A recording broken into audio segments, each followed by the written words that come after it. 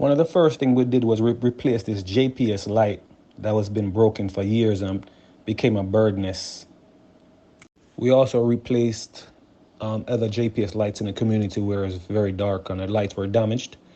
We we implemented and installed new lights, solar lights. So even when power is gone, we still have light in the community in various areas. We fix roads. We clean up the side of the roads. We pick up trash. When the brush has grown too tall, we've cleaned it, cut it down, and maintain it for the most part. We install trash bin by using plastic barrels that was sent from overseas. We use those as the trash bins. We built the trash receptacles to put those bins in various locations throughout the community.